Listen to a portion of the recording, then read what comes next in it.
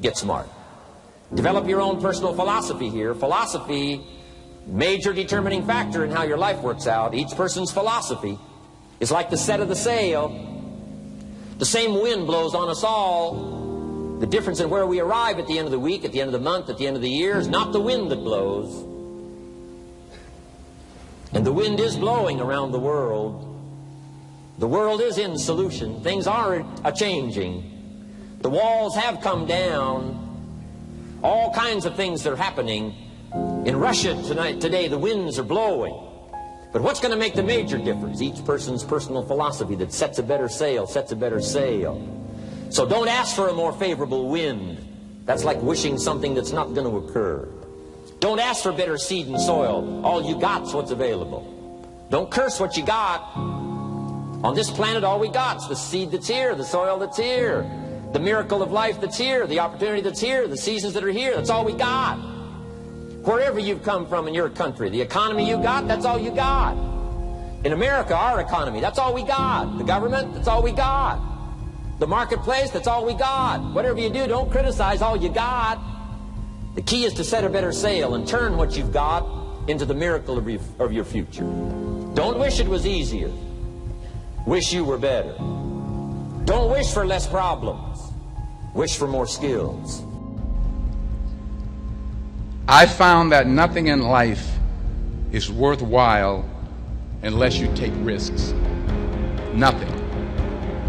Nelson Mandela said, "There is no passion to be found playing small and settling for a life that's less than the one you're capable of living."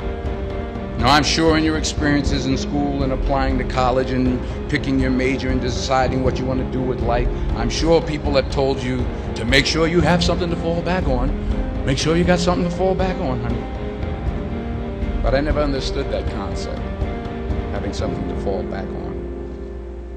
If I'm going to fall, I don't want to fall back on anything except my faith. I want to fall forward. This is what I mean.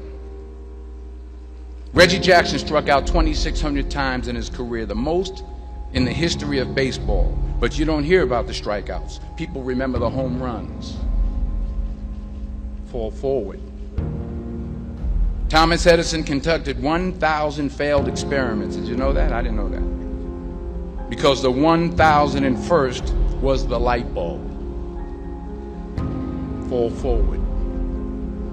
Every failed experiment is one step closer to success. Decide that you're going to push yourself. Most people won't do that. Most people give up on themselves easily. You know the human spirit is powerful. There's nothing as powerful. It's hard to kill the human spirit. They asked Benjamin Disraeli, a man who became the head of a country at a time when Jews were not allowed out after 10 o'clock. They said, how did you do it? How do you achieve against such great odds? He said, nothing can resist the will of a people that will stake even their existence on the extent of their purpose for good. That when you have a made-up mind, when you decide that you want to do something, I was reading something the other day, he said the power to hold on in spite of everything, the power to endure, this is the winner's quality. The hunger, the ability to face defeat again and again without giving up. If you don't know exactly what you want, or you let yourself get beyond that to something general, you're not going to achieve it. Clarity is power. You got to know the specific result you're after. What do you want? You can't answer that question right now in your personal life, in your body, in your relationships, in your finances, in your spirituality, and you're not going to be as fulfilled as you want to be. When you decide what's most important to you, your brain goes after it. See, the last chapter to your life has not been written yet, and it doesn't matter about what happened yesterday. It doesn't matter about the things that you've done that you feel guilty about. If you wouldn't do it today, you're convicting an innocent person. You've been reborn to a new state of consciousness. And as they say, if we knew better, we would do better. Trust yourself. What I mean by that is so many young people are getting so much advice from their parents and from the teachers and from everyone.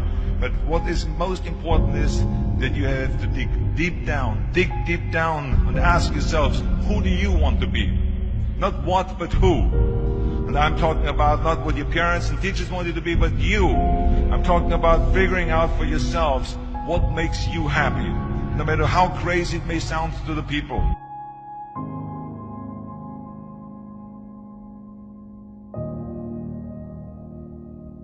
Our deepest fear is not that we are inadequate. Our deepest fear is that we are powerful beyond measure. It is our light, not our darkness, that most frightens us.